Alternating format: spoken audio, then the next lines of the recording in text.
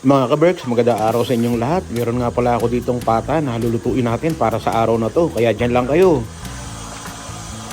Nabili ko nga itong mga pata na to dito sa Asian Store sa Calgary. At naisipan ko na ito yung lutuin ko para sa araw na to.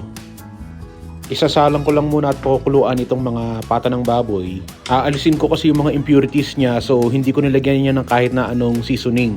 As in, baboy lang talaga na pakukuluan natin sa tubig. Maya-maya pa, siguro mga 5 minutes na kumukulo to. So, okay na to, no? Check natin kung okay yung mga baboy, kung lahat ay evenly cooked na. Hindi naman kailangan na malambot dahil mamaya pakukuluan pa ulit natin to para palambutin natin yung karne. Ilalagay ko lang muna dito.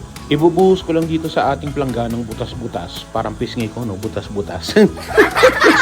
Anyway, inilagay nga natin dito to kasi huhugasan natin. Alisin nga natin mga impurities niya. So, linisin natin mabuti itong mga pata.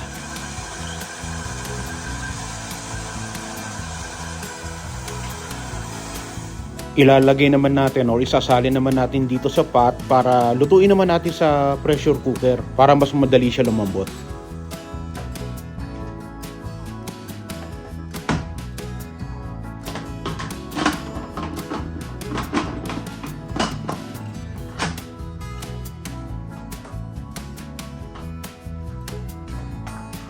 Huwag nyo kalimutan kapag gumamit kayo ng pressure cooker, dapat malayo sa mga bata. Kasi syempre, mga bata walang alam yung mga yan at malilikot yung mga yan. Mamaya, aksidente na mabuksan nila. So make sure kahit bata pa sila, turuan nyo na sila or sabihan nyo na sila na wag hawakan yung mga yan dahil napakadelikado. Nung nakaraang linggo, nagluto rin ako dito sa pressure cooker ng patatim. Pero na-overcook ko siya dahil niluto ko siya ng 30 minutes. So ngayon ang gagawin ko, lulutuin ko lang siya ng half nung oras na niluto ko last week. So mga 14 to 15 minutes lang. Para hindi lang ma-overcook yung ating mga pata. Maya-maya pa, tumunog na yung pressure cooker na luto na raw yung ating mga nilulutong pata.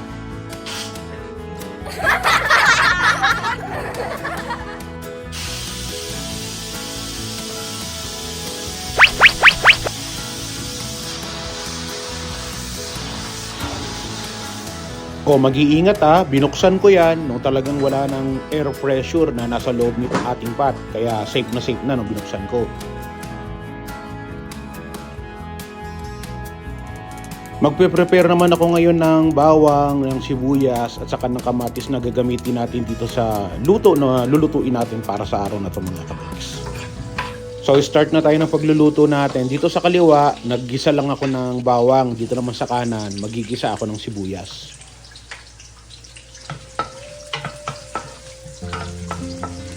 Nung medyo maluto na yung bawang, nilagyan naman natin ng sibuyas dito sa kaliwang wok, no? At dito naman sa kanan, maglalagay naman ako ng kamatis. Ano nga ba ilulutuin natin para sa araw na to? Dito sa kaliwa, magluluto tayo ng kare-kare. At dito naman sa kanan na may kamatis, magluluto tayo ng sinigang. Na both ay gagamitin natin ay yung pata ng baboy. Unahin ko nang lagyan ng pata tong ating kare-kare, so inilagay ko na tong mga pata na to. Gagawin ko nga, kalahati ng pinakulo nating pata dito sa kare-kare at yung kalahati naman ilalagay natin dun sa ating sinigang.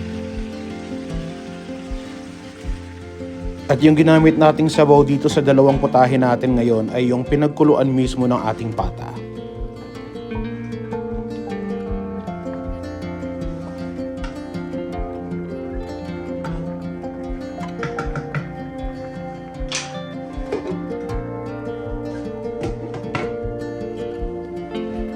Hindi pa naman totally malambot yung mga pata na yan, kaya pakuluan pa natin ng saglit. Pagkatapos i-reduce natin yung kanyang sabaw habang nagpe-prepare naman ako ng mga gagamitin ko dito sa kare-kare at sinigang.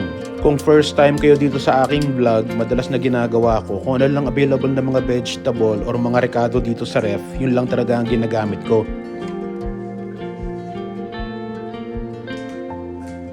Pagkatapos na ma-prepare ko yung mga vegetable na gagamitin ko, chinek ko na itong mga pinapakulo kong mga pata at okay na sila. Medyo kahit papaano ay malambot na talaga.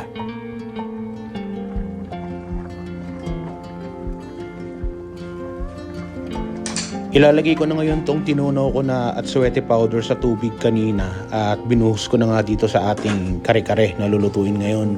At dito naman sa kabilang lutuan, naglagay naman ako ng sinigang mix para sa ating sinigang na pata.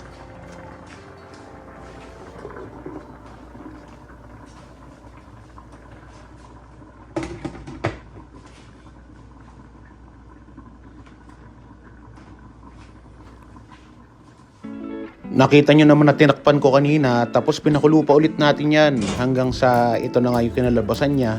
Ilalagay naman natin na ngayon yung ating mga gulay. Talong at saka labanos ang inilagay ko dito sa ating sinigang. Maglalagay naman ako ngayon ng peanut butter dito sa ating kare-kare. Kung gusto nyo, giniling na mani o yung giniling na bigas, bahala kayo, diskarte nyo. Ako yung mas madaling paraan, yun yung gagawin ko. Bok choy nga lang yung available ko dito at saka isang pirasong talong yung inilagay ko dito sa aking kare-kare kasi wala na talaga ako ibang available na gulay. Pero nagtingin din ako dito sa freezer, may nakita ako na frozen na beans, so inilagay ko na rin dito sa kare-kare.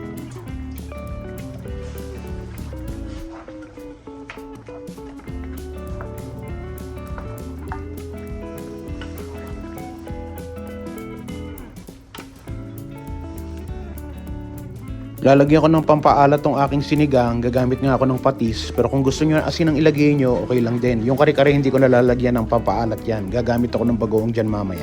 Marami nga akong biniling kangkong sa Asian store, kaya marami magagamit kong kangkong ngayon para sa aking sinigang. Kahit na konti yung sahog na iniligay natin dyan, sa dami ng kangkong, panalong panalo na tayo sa gulay para sa sinigang na pata.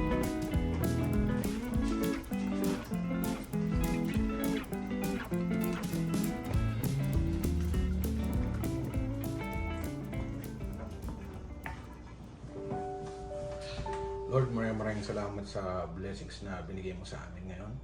At maraming salamat din sa araw-araw na biyaya at pagmamahal mo sa amin. Ikaw nang bahala sa aming pamilya sa Pilipinas. At sa lahat ng ating mga kaberks.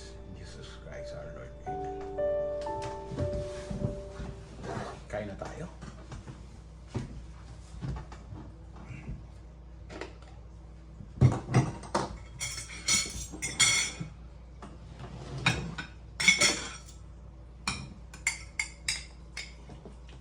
Bagoong. Ginisang bagoong.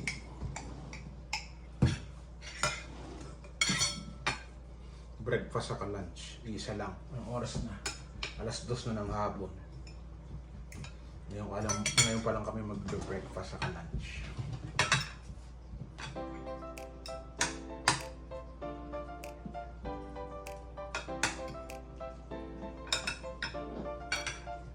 Ano man ang hamon ng buhay, palagi ka lang sumabay. Piliin mo laging sumaya, kay Chris Cusinero panalo ka. Di lang pagluto at sa kusina, sa adventure ay kasama. Sa lugar na kakaiba, halika na. Kay Chris Cusinero na. Halika na't sumama ka at manood. Mga matay mamamangha, di lang tiyan ang mabubusog. May mga lugar pa lang, ganito ang nangyayari. Kapag nakita mo, mapapawaw, mapapagrabe. Mga ka-birds, tara muna gala. Mga lugar dito kanyang ipapakita. At sa pagluto, matik kayo ay tatakami.